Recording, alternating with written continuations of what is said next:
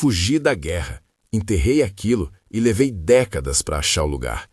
O aquilo era um medalhão de prata, pequeno demais para fazer sentido aos olhos de um tenente ou de um oficial.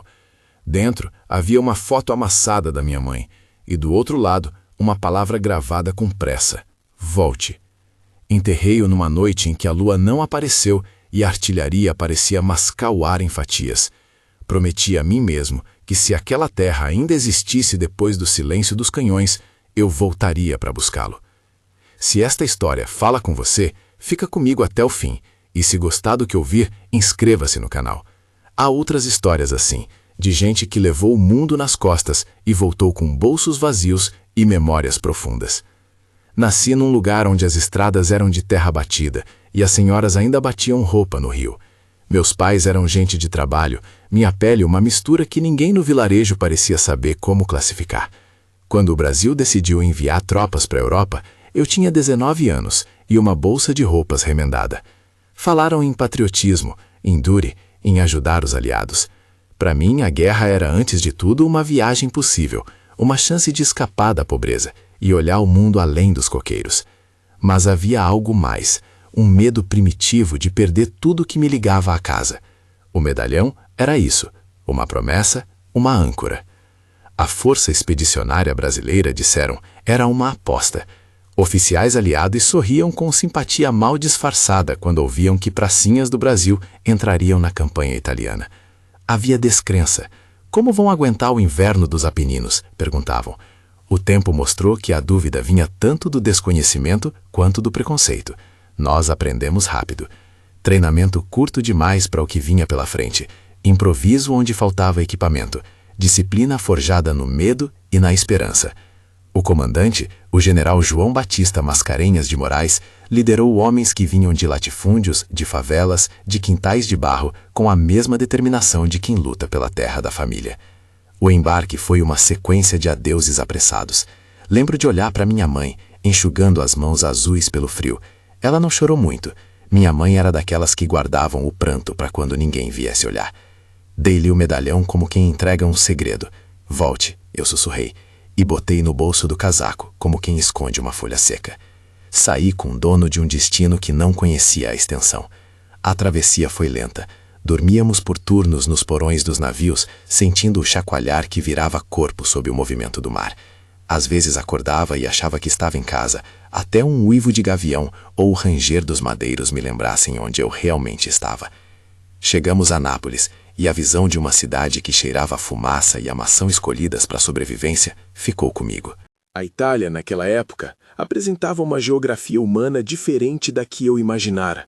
Ruínas que viravam cobertores e crianças que corriam entre escombros como se brincar fosse um direito irrestrito.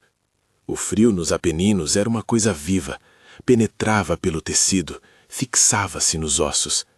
Certa madrugada, acordamos com as botas cheias de gelo. As primeiras tentativas de aquecimento eram inúteis diante do vento que vinha do mar travesso e cortante. Dentro do nosso pelotão havia de tudo, negros, brancos, mestiços. Muitos vieram do norte, outros do sul. Havia quem falasse um português cheio de sotaque, quem mal sabia ler. No começo, alguns dos nossos olhavam com suspeita. Preconceitos domésticos, velhas rixas, chegavam junto com as cartas que nos lembravam dos problemas deixados em casa. Mas, sob fogo, tudo o que restava era o homem ao lado. Vi um cabo negro amparar um soldado branco que não tinha forças para andar. Vi um sargento mulato retirar um ferido do campo e ignorar a própria dor. A convivência nos forjou. E foi essa fraternidade que fez a diferença quando nos disseram para tomar Monte Castelo ou morrer tentando. Monte Castelo era uma fortaleza de pedra e vento, e antes de nós, ali outros já haviam tentado. O serviço de artilharia inimiga fazia da colina um alvo constante. Cada passo em direção ao cume era uma planície de incertezas. Lembro da noite antes do ataque, as mãos calejadas passando munição, o suor misturado com a lama, o hálito que transformava o frio em vapor. A primeira investida terminou em recuo. Vi o rosto de um amigo, o Plínio, corajoso em suas bobagens, engolir o chão quando uma explosão rachou o silêncio. Não me lembro de ter chorado ali. Lembro de ter prometido a mim mesmo que o medalhão estaria seguro, que aquela promessa feita à mãe se manteria como minha última propriedade inviolável. No segundo assalto, sob uma neblina que parecia obra de bruxas, nós subimos. A batalha ali não foi apenas corpo a corpo, foi tentativa e erro, com tática emprestada de quem já sabia como morrer. A artilharia dava cobertura, os aliados cortavam rotas de suprimento e nós avançávamos em sequências curtíssimas. A poeira entrava pela boca e a pólvora fazia o ar ficar metálico. No topo, quando finalmente tomamos a posição, havia espaço para respirar e chorar, mas também para perceber o quanto pagamos para dizer conseguimos. Mascarenhas de Moraes passou entre nós, calmo, com o olhar de comandante que sabe o preço das palavras de encorajamento. Ali, pela primeira vez, entendi que nossa presença na Itália não era uma mera curiosidade geopolítica. Éramos parte do esforço que dobrava resistências. A campanha mostrou a capacidade do brasileiro de se adaptar. Aprendemos a usar o terreno, a fazer de um canto de pedra uma trincheira eficiente. Os aliados deixaram de nos tratar com um sorriso amável e passaram a nos olhar com respeito medido. George Catlett Marshall, em relatórios que ouvimos comentar nas filas, recebia informações sobre nossas operações. O reconhecimento internacional iria surgir não como um presente, mas como consequência de suor e sangue. Ainda assim, dentro de mim, havia algo mais frágil do que o orgulho, o medo de perder aquilo que me ligava à casa. O medalhão era um fio invisível que me puxava de volta e me mantinha macho o suficiente para suportar. Fornovo veio depois, com a sensação de que estávamos ficando mais confiantes em mover nossas peças. A marcha foi dura, forçada, um aperto contínuo. A rendição da 148ª Divisão Alemã foi um daqueles episódios que pareciam conter uma moral explícita. Mesmo os mais temidos, quando cercados e sem opções, entregam as armas. Eu estava presente quando saíram oficiais carregando bandeiras de rendição. Lembro de um encontro com um oficial alemão que empunhava uma bandeira branca. Nos relatos depois, ouvi mencionar um Major Kanz. O nome pairou como referência entre os homens. Havia um silêncio estranho naquele momento de capitulação, uma mistura de alívio e de respeito, que até hoje me faz pensar em como a guerra tem portas que se abrem para a vergonha e para a compaixão. Depois de Fornovo, as cartas começaram a chegar. Mensagens de prensa, telegramas dos jornais pedindo entrevistas, aliados chamaram a atenção para o desempenho da FEB, e, em certo sentido, nossa imagem mudou. Mark Clark, em elogios públicos, mencionou a ousadia da operação, e a palavra surpresa deixou de ser um xingamento para virar uma constatação. Ainda assim, o que me importava era aquela pequena peça de prata que eu havia soterrado por medo de perdê-la no caos. Eu havia pensado que uma vez que a batalha passasse e a paz chegasse, eu voltaria ao mesmo lugar, cavaria com as mãos e encontraria o medalhão brilhando como prova de que eu havia sobrevivido e mantido minha palavra. O pós-guerra trouxe uma sensação estranha de vazio. Voltamos ao Brasil com medalhas e cicatrizes, com histórias cortadas por silêncios. Havia recepção calorosa em algumas cidades, esquecimento em outras. A vida civil não esperou todos os que voltaram. Tentei me reinserir. Trabalhei de pedreiro, vendi peças, ocupei cargos pequenos. Em casa, a fotografia da mãe, aquela mesma que eu carregara dentro do medalhão, parecia diferente. O tempo mudara as suas rugas e as cartas que antes vinham com notícias das frentes, agora chegavam com boletos e convites para casamentos que não me pareciam meus. Procurei o lugar logo que pude. Primeiro perguntei aos camaradas. A memória, porém, é traiçoeira. Em campo, as distâncias são medidas por passos, não por mapas. As referências são árvores queimadas, ruínas que o tempo come. Trocava episódios com os amigos e cada um tinha uma versão. Um dizia que lembrava de uma rocha em forma de leão, outro jurava que fora perto de uma trincheira marcada com um tronco partido. Cartas que enviei para a Itália retornavam com carimbos e palavras burocráticas. Procurei mapas velhos. Me apoiei em notícias de jornais que descreviam operações, em relatos de oficiais. Mas havia algo que me prendia. A sensação de que o mundo havia mudado de lugar e que os sinais que eu tinha eram frágeis como cerâmica quebrada. Houve um tempo em que tentei atravessar a Europa num trem de trabalho, gasto com o esforço de quem procura biscoitos baratos para matar a fome do caminho. Fui ao que restava das posições, conversei com agricultores que apontavam com uma mistura de pena e curiosidade para a terra como se eu estivesse pedindo algo sagrado. Alguns arquivos militares mostraram-se herméticos, Outros, surpreendentemente, foram generosos com informações. Escrevi cartas a oficiais veteranos, troquei fitas com gravações antigas, compareci a encontros de pracinhas onde cada rosto contava uma narrativa diferente, e aos poucos percebi que a busca não era apenas para recuperar um objeto. Era para recuperar uma parte minha, que eu sentia ter deixado enterrada junto com o medalhão. Ao longo das décadas, o Brasil mudou. A própria ideia de quem éramos como país ganhou novas camadas. A participação na Itália passou de curiosidade para tema de orgulho, não sem conflitos e sem interpretações distintas. Surgiram debates sobre raça e cidadania, e a presença de soldados negros e mestiços na FEB virou também símbolo dentro dessas disputas. Para mim, porém, cada avanço institucional ou cada menção em memoráveis discursos não trazia de volta o metal frio do medalhão.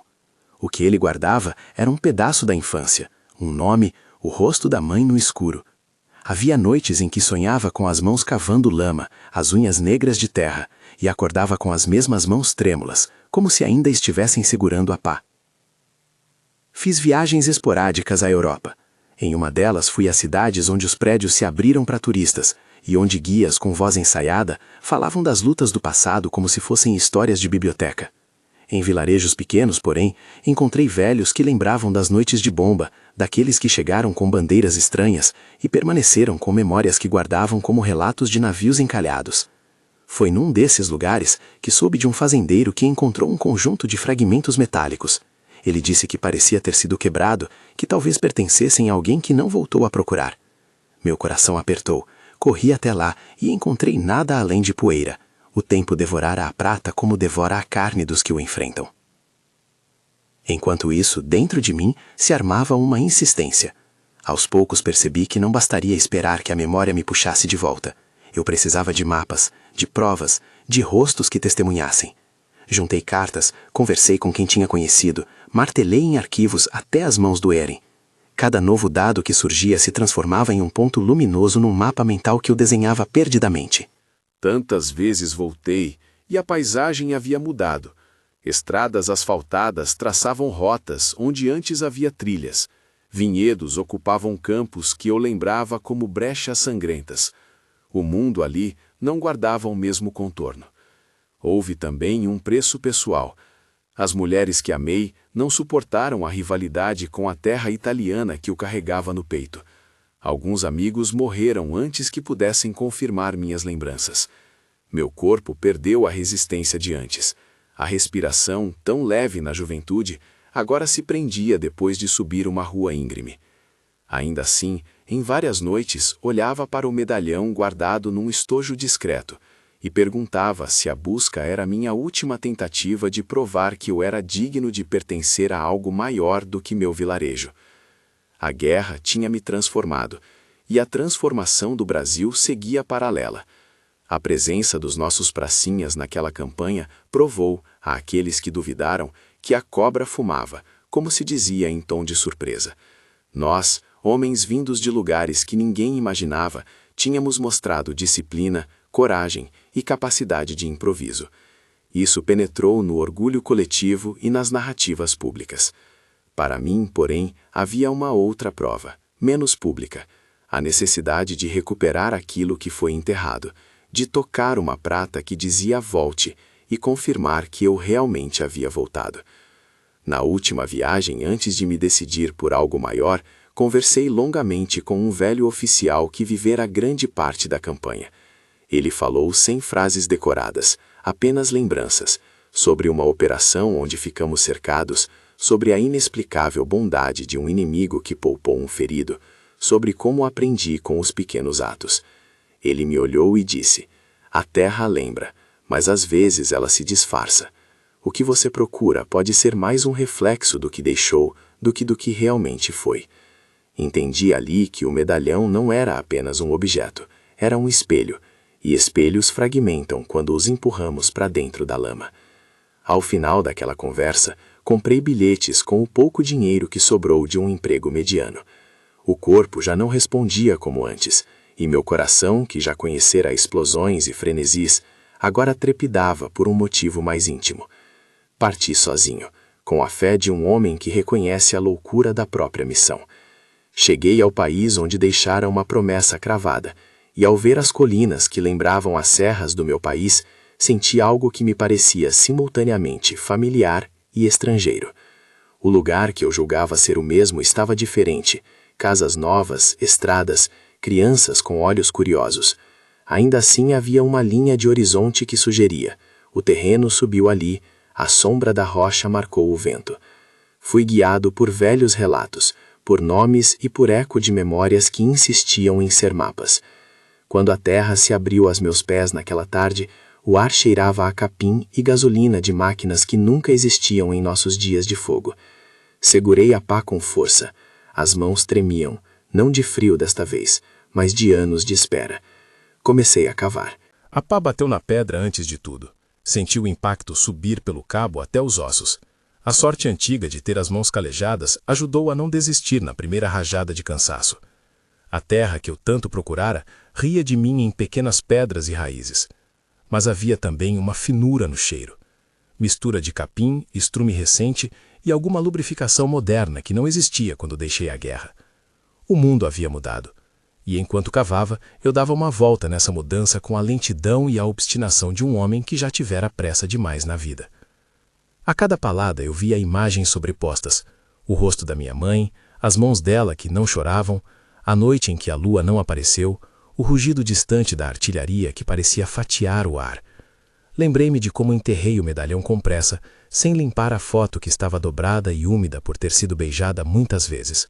Prometi que voltaria, e aquela promessa me trazia tanto orgulho quanto vergonha. Orgulho por ter mantido a palavra, vergonha por ter sentido na fuga uma rendição ao medo. Cavava até que as unhas se encharcaram de lama. A pá tocou algo que não era pedra. Foi um som seco, de metal contra metal. Parei. Olhei para a circunferência aberta à minha frente como se fosse um rosto que eu pudesse reconhecer. Abaixei-me e removi o último punhado de terra com as mãos. Havia um pequeno disco brilhando, coberto de crostas. Tremi. Levei o disco ao rosto como se pudesse reconhecê-lo por cheiro. Havia um cheiro de terra. Porém, ao limpar a crosta, uma cor prateada apareceu. Era ele. Não foi um triunfo cinematográfico. A prata estava corroída, a fotografia dentro do medalhão quase desfeita pelas camadas do tempo. Mas ali, naquelas bordas ainda legíveis, consegui ver uma letra, V. E quando abri com cuidado, apesar da ferrugem, a palavra que eu havia gravado com o dedo trêmulo, há 40 anos ou mais, ainda sussurrava, volte. O metal cortou a pele do meu polegar. O sangue pequeno misturou-se à lama, e o mundo me pareceu, por um momento, simples. Um homem e uma promessa restituída. Fiquei horas ali, sentado sobre um punhado de terra que eu não aguentava levantar de novo. As memórias vieram em ondas. A noite do enterro, o cheiro de pólvora, o som de passos apressados, o rosto de Plínio engolido pela explosão. Tudo isso se misturou com a sensação morna de ter a coisa de volta. Não sei se chorei. Talvez sim.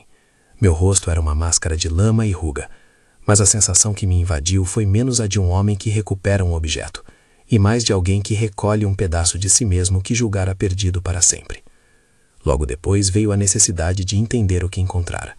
Levei o medalhão ao fazendeiro que me recebera com desconfiança no início. O mesmo homem que, anos atrás, me mostrara fragmentos que eram de outra vida. Ele assistiu ao objeto como se fosse uma relíquia.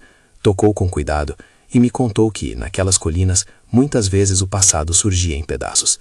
Pregos, moedas, restos de munição. Perguntei pela rocha em forma de leão que algumas memórias sugeriam.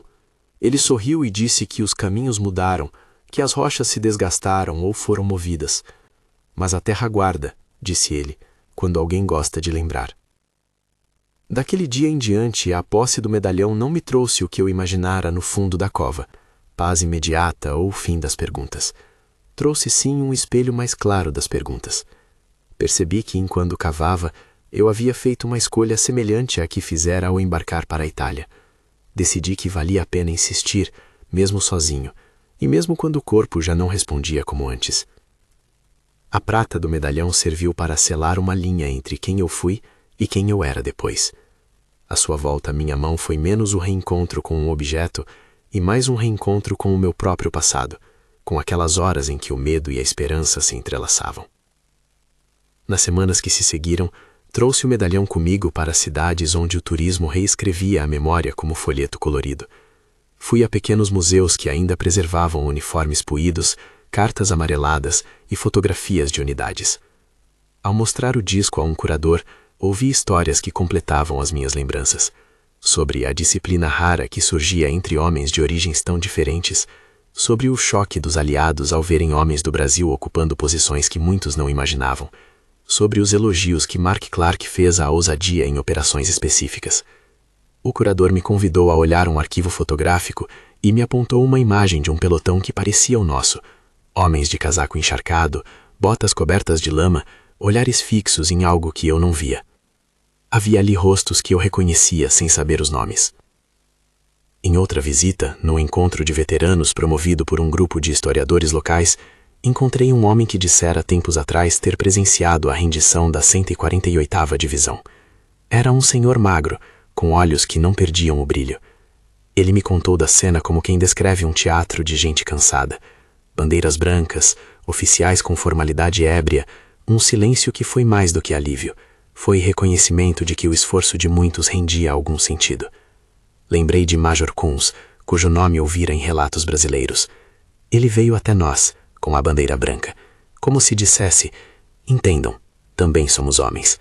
Era algo próximo do que me foi dito. O velho sorriu quando mencionei que havia enterrado um medalhão. Disse apenas: nessas partes, as promessas se tornam coisas concretas. Guardam aquilo que o homem não pode mais segurar. Quando as histórias se juntavam, eu percebia que minha procura não era singular. Havia outros que, como eu, buscavam pequenos objetos, anéis, cartas, ossos de animais de estimação, colares. Eram tentativas de resgatar fragmentos de humanidade numa paisagem que, muitas vezes, reduzia o humano a estatísticas. Havia também os que vinham em busca de reconhecimento público, que os relatos de sua coragem fossem inscritos em livros, que seus nomes estivessem em placas. Para mim, a necessidade era menos coletiva e mais íntima. Contudo, ao ver a adesão de outros à memória, senti que minha busca ganhava outra dimensão. Eu não só queria encontrar meu medalhão, queria que aquilo servisse para dizer que um homem simples, daquelas estradas de terra, havia também participado de algo maior. Voltei ao Brasil com o medalhão no bolso interno do casaco. Peguei o ônibus que rodava às cidades pequenas, tranquei os olhos na janela e deixei o país se abrir em imagens que eu reconhecia. Coqueiros, terra vermelha, pessoas que acenavam sem entender exatamente o motivo pelo qual um homem idoso, com um objeto corroído no bolso, fazia aguardar tantas estações. Em casa, na mesa de jantar, a fotografia da minha mãe ainda estava lá. Os netos brincavam num quintal que eu mal reconhecia, porque agora o espaço parecia menor, ou talvez fosse a minha visão que se encurvava. Levei o medalhão até a sepultura dela. A campa era simples, o nome escrito com letras já um pouco apagadas. Coloquei o objeto sobre a terra, ao lado das flores baratas que alguém deixara. Falei alto, porque o gesto precisava ser testemunhado por algo além de mim. Voltei, disse, e senti que a palavra soou vazia e completa ao mesmo tempo. Nada mudou no mundo naquele instante concreto. Nenhum decreto foi escrito, nenhum herói foi erguido. Mas algo se alterou em mim. Havia a sensação de que a promessa cumprida dava um lastro diferente para as coisas que eram importantes naquele cemitério modesto. Quando a notícia de que eu havia encontrado o medalhão circulou entre os poucos amigos que ainda viviam, apareceram convites para falar em escolas, em encontros de veteranos, em pequenos programas de rádio. Aceitei alguns, recusei outros.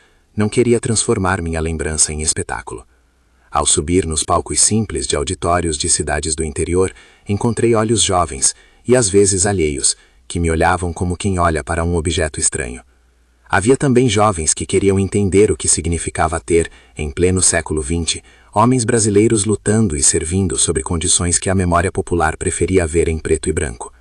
A minha história tornou-se, por vezes, algo útil para que as novas gerações entendessem que a nação se constrói em atos que não cabem em manchetes. Esse retorno público trouxe junto dele algumas surpresas. Recebi uma carta de um historiador que estudava a participação da FEB, apresentando-se como pesquisador do arquivo de Fornovo.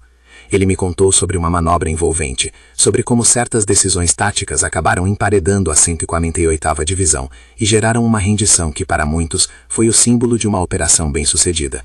Havia ali menções a planos, a coordenação com aliados. Havia também comentários sobre o apreço que os oficiais estrangeiros nutriram por nossos homens.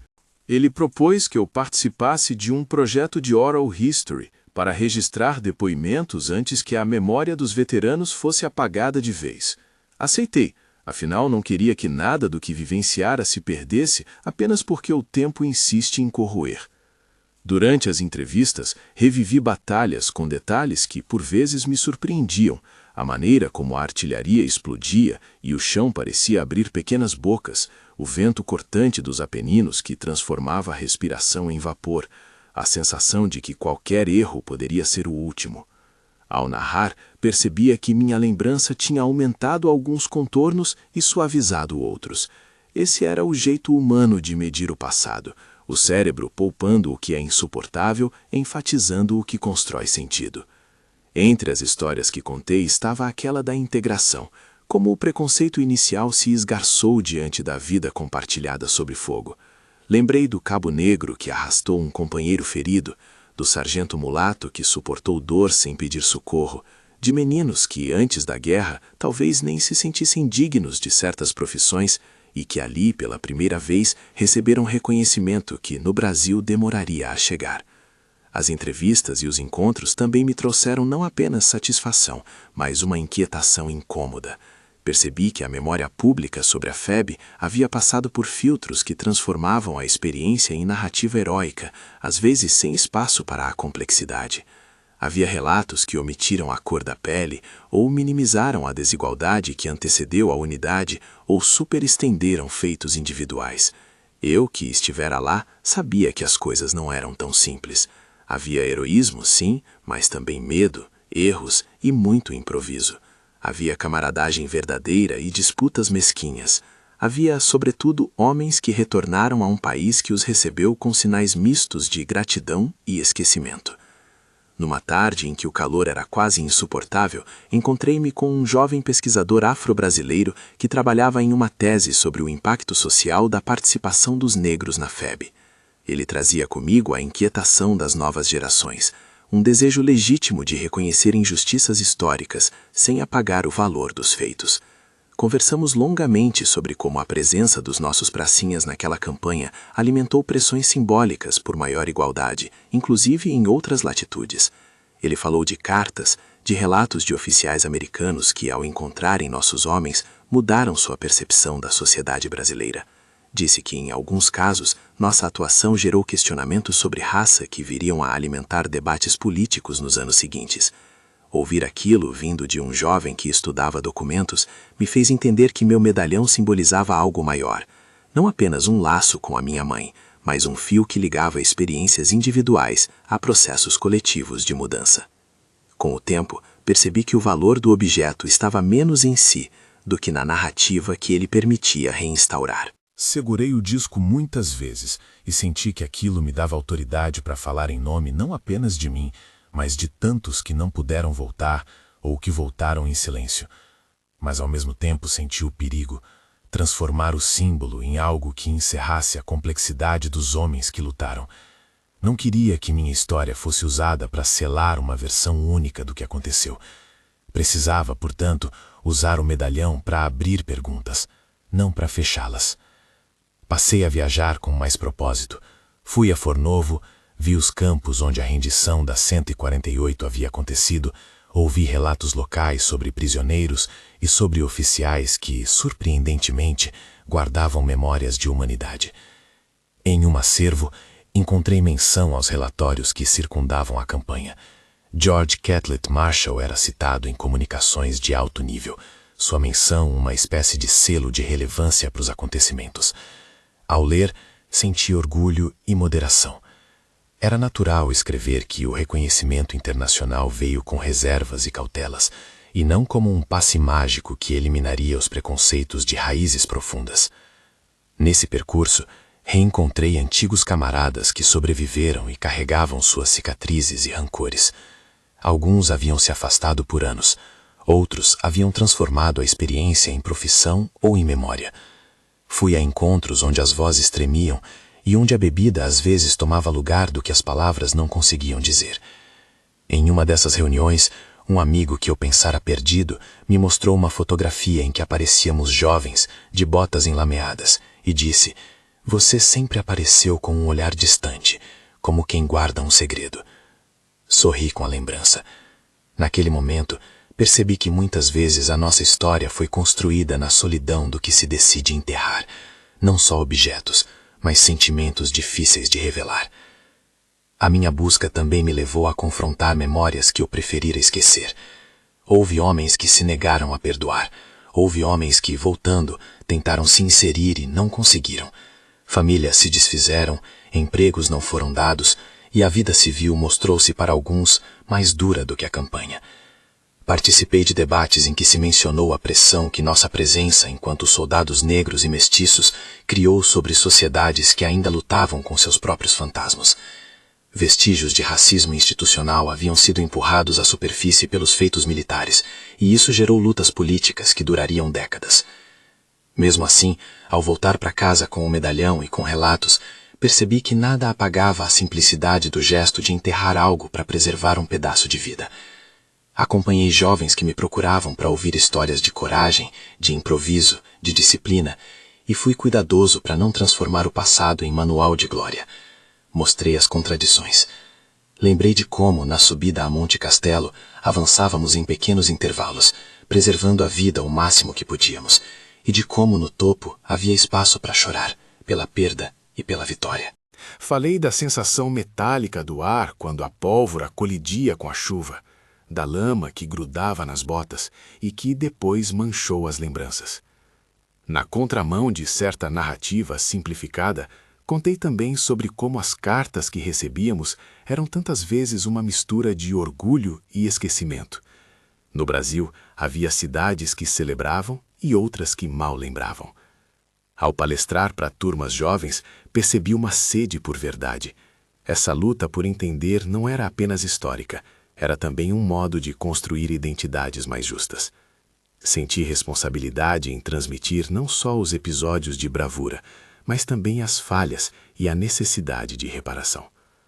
Com o tempo, o medalhão deixou de ser um segredo de bolso.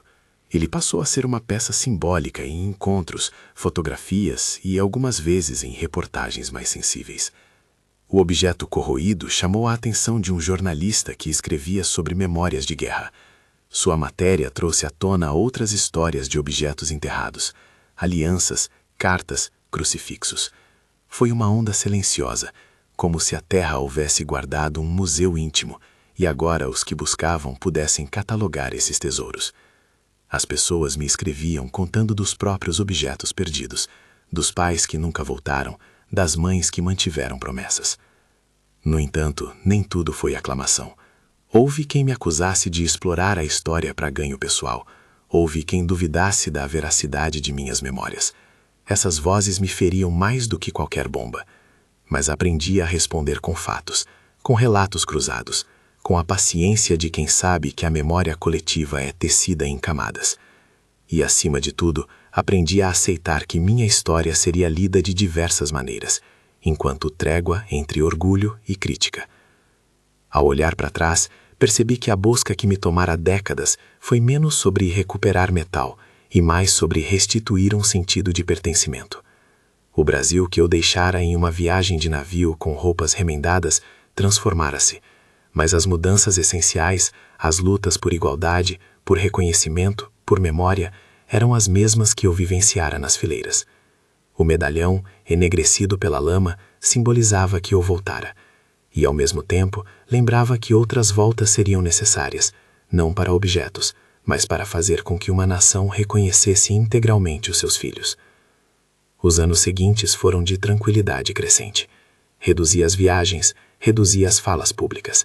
Encontrei um trabalho mais calmo e dediquei tempo a coisas pequenas. Reparar a cerca do quintal, ajudar os vizinhos, contar histórias aos netos, aqueles que tinham mais curiosidade do que eu pensara que existia. Em tardes preguiçosas, abria o medalhão e deixava a luz bater na prata corroída. Às vezes a palavra volte parecia mais uma ordem do que uma lembrança, noutras um afago. Aprendi a conviver com essa ambivalência. A memória é isso, algo que dá e tira, que conforta e perturba. E então houve um gesto que selou tudo de forma que eu não poderia antecipar. Um grupo de jovens professores e historiadores organizou um memorial na cidade onde eu nascera. Quiseram que alguns veteranos participassem e trouxessem objetos para uma exposição sobre a participação brasileira na Segunda Guerra. Aceitei, naturalmente. No dia da abertura, vi crianças que pareciam pequenas velas, olhos grandes, curiosidade franca. Uma professora colocou meu medalhão numa vitrine discretamente, com uma plaquinha que dizia promessa. Ao redor havia uniformes, cartas, fotografias. Também havia um painel que relatava a rendição da 148ª Divisão e a manobra em Fornovo, com menções a Major Kans e a decisões que cercaram a operação. Eu passei a mão no vidro daquela vitrine como quem toca o rosto de um velho amigo. Uma jovem estudante, ao ver o medalhão, aproximou-se. Seus olhos eram de quem quer entender mais do que ouvir. "O senhor enterrou isso para não perder a mãe?" perguntou, direta. Tive vontade de dizer muito sim e alguns nãos. Em vez disso, contei como, naquela noite, o medo havia sido mais forte do que a coragem calma que eu julgara ter. A moça me olhou e disse algo que me tocou. "Às vezes a gente enterra mais do que objetos. Obrigada por ter cavado de volta." A frase foi simples, mas teve o peso de todas as explicações que eu não sabia dar. Fechando o ciclo, decidi que o medalhão não ficaria apenas comigo. Pedi que fizessem cópias digitais da fotografia que restara, fotografei o objeto com cuidado e doei o original para o memorial local. Não foi uma decisão fácil. Havia um profundo apego, uma sensação de que devolver o objeto ao espaço público era, de certa forma, abrir mão do último laço direto com aquela promessa. Mas percebi que, ao colocar o medalhão à vista de outros, eu transformava minha história em algo com maior potencial de cura coletiva. O objeto passaria a contar não só a minha história, mas tantas outras vozes que partilharam o mesmo suor e a mesma esperança. No dia da doação, ouvi discursos que me deixaram constrangido. O prefeito falou sobre reconhecimento e a importância da memória. Um historiador destacou a transformação simbólica que nossa participação havia gerado. Um jovem pesquisador falou com fervor sobre as contradições e as possibilidades de interpretação. Quando me pediram para falar, coloquei a mão leve sobre a caixa de vidro onde repousava o medalhão e disse apenas: "Entrei na guerra com uma promessa e saí com muitas. Agora quero que esta promessa sirva para que outros não precisem enterrar seus pedaços de vida sozinhos." Havia naquela simples frase anos de cansaço e um alívio tão sereno quanto possível. A entrega do medalhão encerrou uma etapa pessoal. Não quer dizer que a memória deixou de doer. Longe disso. Há feridas que nunca fecham por completo. Mas houve uma mudança. Aprendi a dividir o peso da lembrança. Guardei cópias, relatos, cartas. Passei a ajudar jovens pesquisadores com depoimentos que pudessem iluminar nuances da campanha que raramente apareciam nos livros. E em conversas calmas com netos e bisnetos, contei não só de batalhas, mas de como às vezes a coragem se manifesta em gestos silenciosos. Segurar um objeto, escrever uma carta, cavar em silêncio para cumprir uma promessa. Hoje, quando ouço falar que a cobra fumou, não sinto apenas gáudio patriótico. Lembro de homens que suaram e que, ao voltarem, encontraram amarras sociais que tardaram em ceder. Lembro do Cabo Negro, do Sargento Mulato, de Plínio, que não teve tempo para velórios prolongados, de Major Kunz e dos oficiais que aceitaram render-se. Lembro-me também de como a presença da FEB ajudou a desestabilizar preconceitos e plantou sementes que, lentamente, germinaram em mudanças sociais. Essa é a complexidade que defendo. Não há glória sem custo, nem mudança sem luta. Enquanto estes últimos anos me ensinaram a olhar para o passado com menos rancor e mais lucidez, a história do medalhão ganhou um lugar no museu, nas conversas e nos sonhos de uma família que aprendeu a esperar. E quando algumas noites a escuridão pesa como naquela noite sem lua, eu pego uma cópia da fotografia e a coloco sobre o peito.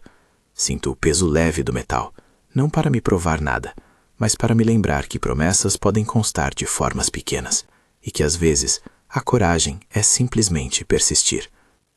Se você que me escuta tem uma memória de família, um objeto, uma carta, uma história de alguém que partiu e que nunca voltou, compartilhe. Há valor em trazer essas memórias à luz. Elas não fazem milagres, mas ajudam a costurar identidades e a construir um país que reconhece, aos poucos, a pluralidade de seus heróis. E se esta história tocou algo em você, comente abaixo. Conte-me sobre os seus antepassados, sobre os pedaços que guardam. Gostaria de ler e aprender com as suas lembranças. A guerra me tirou muito e me deu outro tanto. Perdas que doeram e companhias que salvaram. Enterrei algo em uma noite de medo, e por décadas vasculhei o mundo para devolvê-lo a mim mesmo. Quando finalmente o encontrei, percebi que o que eu verdadeiramente buscava era mais amplo do que prata. Buscava reconhecimento de que eu havia retornado, de que eu pertencia a algo maior. A busca terminou não apenas com a descoberta do medalhão, mas com a doação dele ao lugar onde outros pudessem vê-lo, e onde ele pudesse contar uma história que não é só minha. A febre provou, no coração da Itália, que a cobra fumava.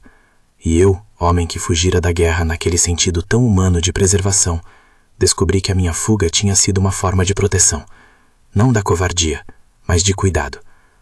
Ao enterrar e desenterrar o que importe, reencontrei a dignidade que eu julgara perdida. Hoje posso dizer que voltei, não só ao lugar da minha mãe, mas ao lugar de uma memória coletiva que busca justiça, reconhecimento e, acima de tudo, humanidade. Se você conhece uma história de família parecida, alguém que levou consigo uma promessa e que talvez nunca a tenha cumprido, compartilhe nos comentários. Pode ser que, ao trocar essas lembranças, ajudemos uns aos outros a cavar menos sozinho. Obrigado por ficar até aqui. Se esta história fez sentido para você, considere compartilhar com alguém que precisa ouvir.